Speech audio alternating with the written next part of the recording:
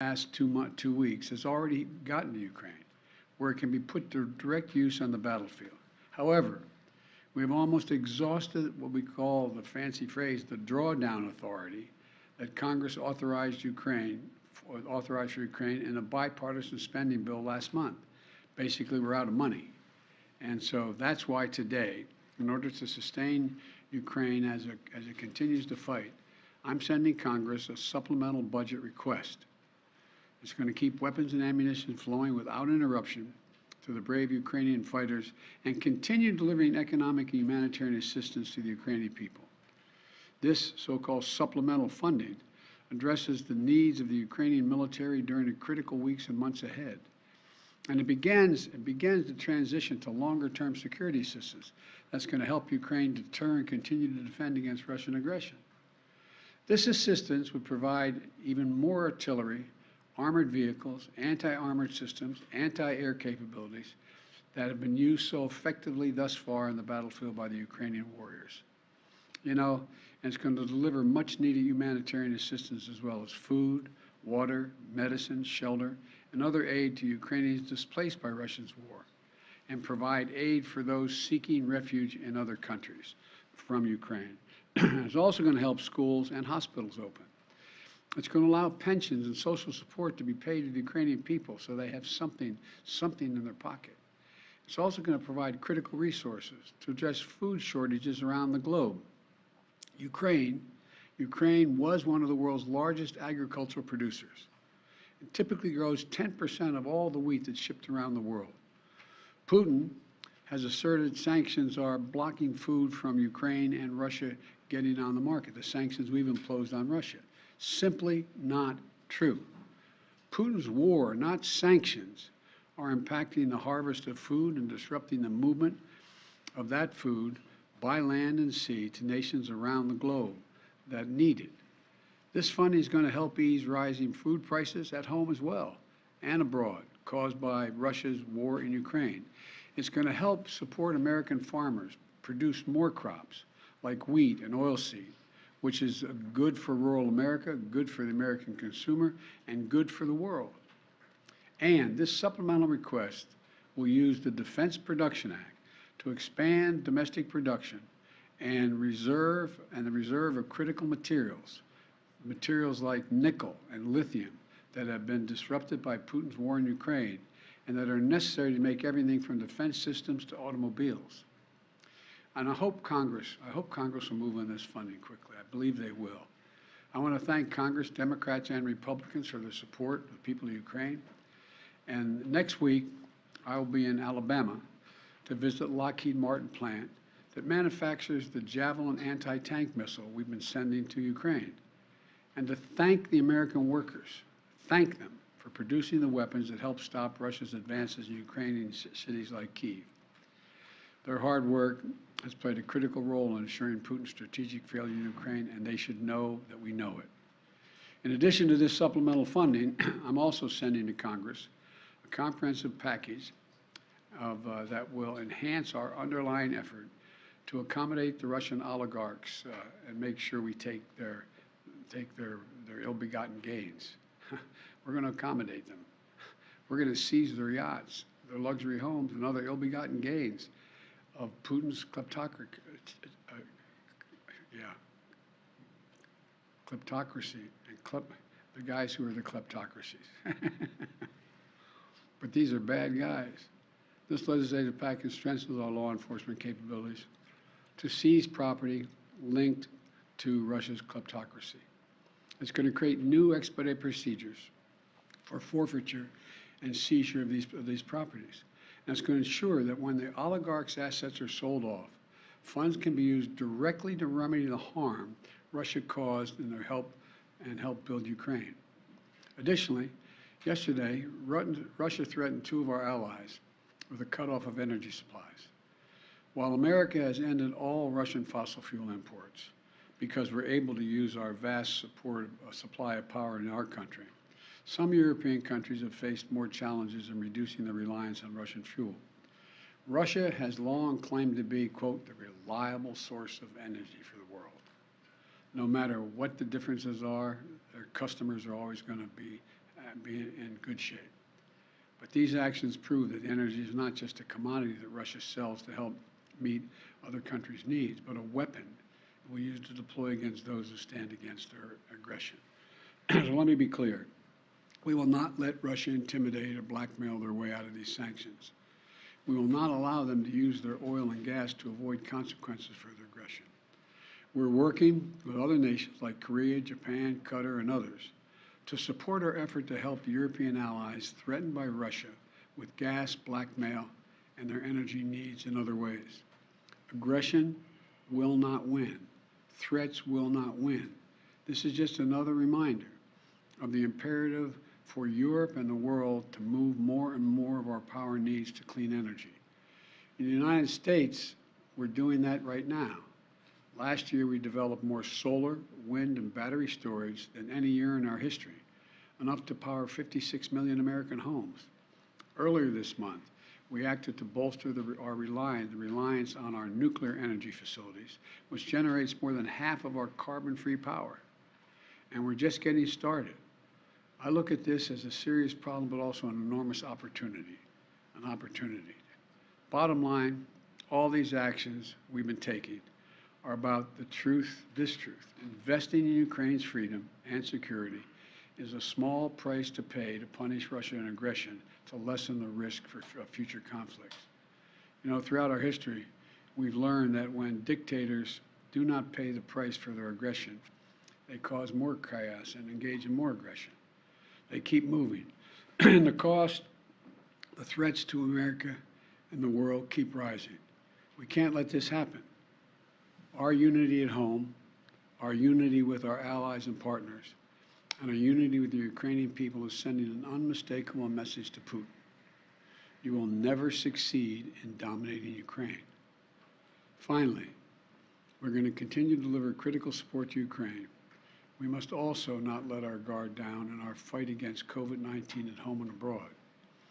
That's why I'm again urging Congress to act on my request for $22.5 billion in emergency resources so the American people can continue to protect themselves from COVID-19.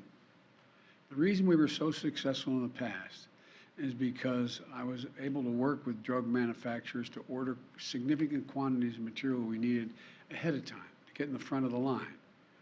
Without additional funding, we can't pre-order the amount of vaccines we need, and we risk losing our spot in line for vaccines that target multiple variants. We're running out of supply for therapeutics, like antiviral pills that we desperately need. Without additional funding, we're unable to purchase a life-saving treatment for the American people.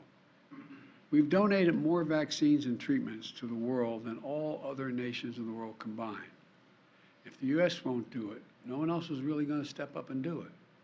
Without additional funding, the United States won't be able to help stop the spread around the world and close off ongoing sources of the supply chain disruptions. Look, let's get both of these critical tasks done. No delays, no excuses, just action, now. Thank you all. Thank you. Mr. President, what's your message to refugees on the... Go ahead. No, you go. Okay. Mr. Watch your head, man. You're going to get hurt. Just turn that camera on. He's a gentleman. Mr. President, I wanted to ask what your message is to Ukrainian refugees on the southwest border and those that are trying to flee Ukraine from the violence. We have made a direct means by which they can get from Europe, from Ukraine, directly to the United States without going to the southern border. In the meantime, in the southern border, we're trying to work through and make sure that it's an orderly process they're able to get in. But just so you know, we have said there's no need to go to the southern border. Fly directly to the United States. We set up a mechanism whereby they can come directly with a visa. Mr. President, thank you. How worried are you by growing number of Russian comments in the media and among some of their officials painting this conflict as actually already a conflict between NATO, the US, and Russia? And they're painting in very alarmist terms, talking of nuclear weapons, saying it's a life or death struggle, etc. And just separately, or connected to that, Lavrov himself says it's already a proxy war, not a direct war, but a proxy war. So are either of those two things true, and do they worry you, those statements? They're not true. They do concern me because it shows the desperation that Russia is feeling about their abject failure in being able to do what they set out to do in the first instance. And so I think it's more of a reflection, not of the truth, but of their failure. And so instead of saying that the Ukrainians equipped with some capability to resist Russian forces are doing this, they've got to tell their people the United States and all of NATO is engaged in taking out Russian troops and tanks, etc. So it's number one, it's an excuse for their failure, but number two, it's also, if they really mean it, no one should be making idle comments about the use of nuclear weapons or the possibility of the need to use that. It's irresponsible. Mr. President, on that, Mr. President, Russia. Mr. President, back on the border, Title 42, a number of your Democratic friends are pressuring the White House to maintain that policy. Can you give us a straight answer whether you're going to heed that request or you're going to get rid of it? I can give you a straight answer. We had proposed to eliminate that policy by the end of May. The court has said we can't so far. And what the court says we're going to do, the court could come along and say we cannot do that, and that's it. Mr. President, you say that this is not a proxy war, but Russia clearly disagrees. They say that war means war. So how concerned are you that they may start to act accordingly, even if you disagree? We are prepared for whatever they do. What options do you have to ensure Poland and Bulgaria have sufficient supplies of gas?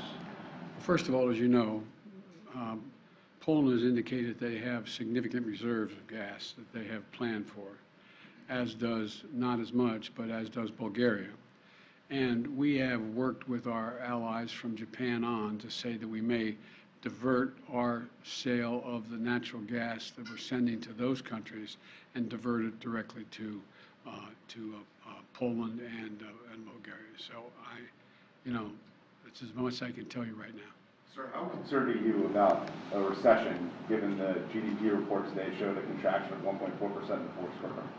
Well, I'm not concerned about a recession. And, I mean, you're always concerned about a recession, but the GDP, fell to 1.4%. But here's the deal: we're also had last quarter consumer spending and business investment and residential investment increased at significant rates, both for leisure as well as hard products, number one. Number two, unemployment is the lowest rate since 1970. A record 4.5 million businesses were created last year. We're in a situation where we have a very different view than Senator Scott of Republicans who want to raise taxes on the middle-class families and want to include half the small business owners in that. So I think what you're seeing is enormous growth in the country that was affected by everything from COVID and the COVID blockages that occurred along the way. Now, you always have to take a look, and no one is predicting a recession now. Some are predicting there may be a recession in 2023. I'm concerned about it, but I know one thing, that if our Republican friends are really interested in doing something about dealing with the economic growth, and they should help us continue to lower the deficit, which we've done last year, over $350 billion. They should be willing to work with us to have a tax code that is actually one that works and everybody pays their fair share. And they should be in a position where you shouldn't be raising taxes on middle-class folks. You should be raising taxes on people who everyone acknowledges that the vast majority of Republicans aren't paying their fair share. I've said it 100 times. You have, 50 major corporations of the Fortune 500 companies made $40 billion last year, didn't pay a single penny. No one under our proposal, making their $400,000 a year, will see a penny in their taxes go up, not one penny. Mr. President, about tying COVID aid to Ukraine aid. Do you think COVID aid and Ukraine aid should be tied together in legislation? Well, I don't care how they do it. I'm sending them both up. I mean, they can do it separately or together, but we need them both. Mr. President, Majority Leader Schumer said yesterday that you're, quote, getting closer to using executive authority to cancel up to $50,000 in student loan debt. Can you confirm that? What exactly are you looking to plan to do here in the coming You mean my months? spokesman said that? Majority leadership. Look, number one, first thing we did was reform the system that was in place that didn't work for anybody, that allowed people to write off debt if they engaged in public service. We have almost 1,785,000, don't hold me to the exact number, I'll get the number, 700 and some thousand have had debt forgiven, their whole debt forgiven because of their working in either as teachers or other means by which they qualify. And we continue to make that easier. Secondly, I am considering dealing with some debt reduction. I am not considering $50,000 debt reduction, but I'm in the process of taking a hard look at whether or not there will be additional debt forgiveness, and I'll have an answer on that in the next couple weeks. How high are you looking Thank you. Thank you, guys. Thank you Thank very you, much. guys. Thank you. Thanks. Thank you, Thanks, Mr. sir. President. Thank you, Mr. President.